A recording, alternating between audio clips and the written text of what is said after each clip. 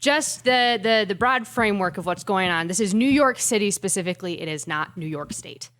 So the city council proposed that non-citizens in New York City should be allowed to vote in local elections. So such as city councilmen and particularly school board elections are a big sticking point with this. They did clarify, though, it's not just any non-citizen, specifically green card holders and those who have permission to work in the United States. So actual documentation, even if they aren't a citizen.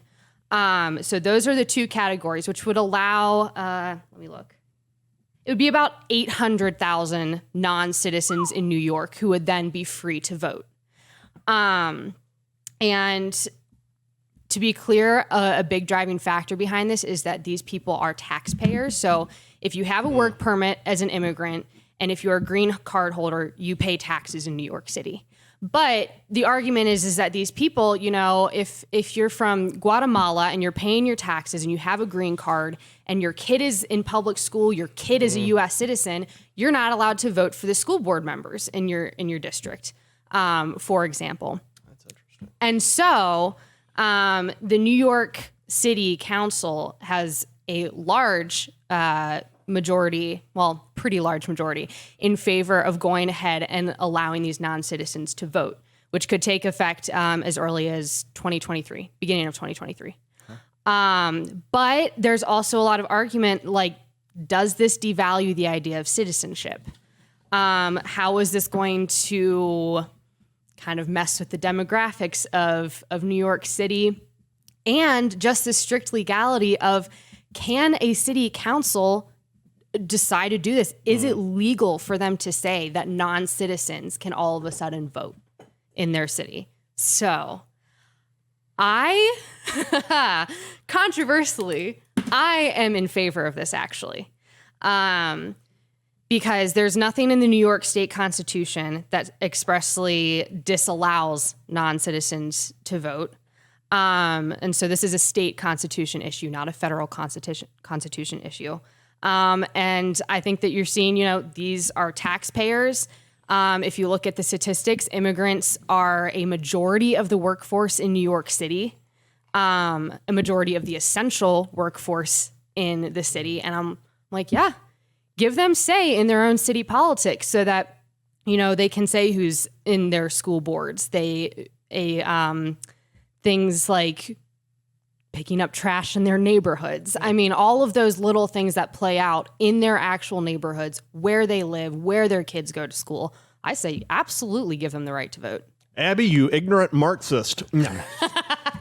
Took the words out of my mouth. What do you say? I think it's very well articulated. Well, thank you. And I'm going to have just some questions here, but I'd like to hear what you think, Joey. There are two parts of me on this. One is something I've said for a while. You've heard me say it, that let's just let the liberal cities and states in America do whatever they want. Let's let them destroy their cities. Let them allow non-citizens to vote. Let them do it. Let them live in their liberal hellhole and let them do whatever they want. I don't care. So there's part of me that thinks that, sure, let's let Joey the non-citizens vote. Okay. No, it's just like Laboratories of democracy. No, seriously, even if they're hellholes. I do not like. If you want to let them vote in your city, fine. That's one side of me. Not that I completely support that, but that's just one way of my thinking. Is we'll just live in our red states how we want to live and choose to live, and let's let the liberals live in the terrible places that they want to live. And it's fine. They can do whatever they want. But the other part of me thinks that voting is a really important thing. It's an important right. It's an important privilege that we're granted as Americans.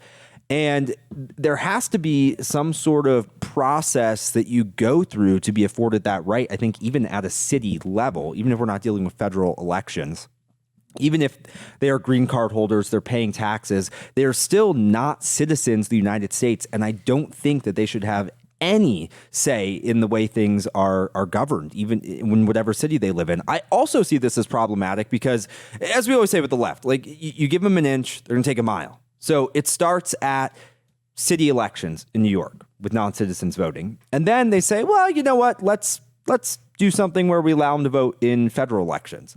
And then you see cities like Phoenix in a swing state where there's hundreds of thousands of, I'm sure, green card holders, illegal immigrants that live here. And then they vote and it could sway elections to the left forever. It could make Arizona a permanent blue state. Like, dude, those people haven't gone through the process of being American citizens. They shouldn't vote, even if it's in city elections. So I just don't think that if you're not an American, you don't get to vote. That's what I think. Okay. I understand that. But I mean, to use the age-old argument, what did you do to become a citizen? I was born here. You were just born here. Exactly. So I didn't break any laws. I didn't do anything. So then it comes down to idea of what are the virtues of citizenship, and what does that really have to entail?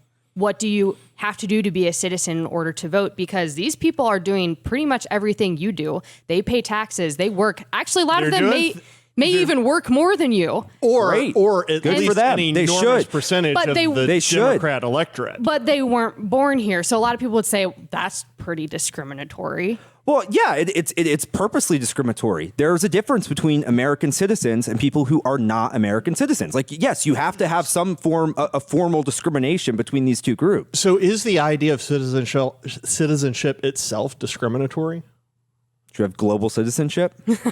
No borders?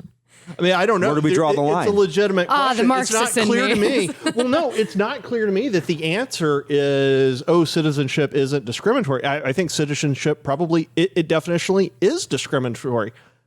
I don't know that's necessarily bad. Like, I think it's not necessarily I think, bad. I think the citizenship process should be as long and drawn out and difficult as possible. You need to prove that you care about the country. You want to be an American. What's that? So do you think then that you're a citizen by virtue of your birth? Yes, Do you partially, think then that people, that there should be some sort of a citizenship test that should be administered even to children birthed by Americans and on American soil? Because there's a lot Should of there be a citizens. test so, all right, you're automatically a citizen because you were born on U.S. soil. course, you have American parents or United States citizen parents.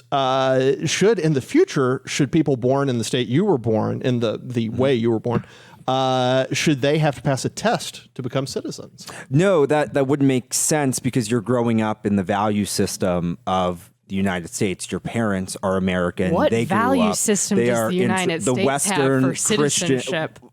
Well, I mean, I think just generally living in the United States, you adhere to some sort of value system that I think you need to learn, cultural identities you need to learn if you're going to immigrate here. And I think that's part of why the long and drawn out process is important, because you need to learn to assimilate and become like an American.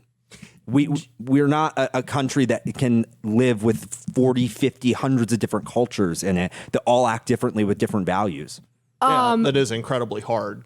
It's hard, but that's literally the foundation of American principles. Yes. is that we are cultures- not an ethnic nation. No, I'm not saying that. We are not founded on some sort of national identity. Then we disagree on We that. are founded on philosophical principles. But ethnicity and culture aren't the same thing.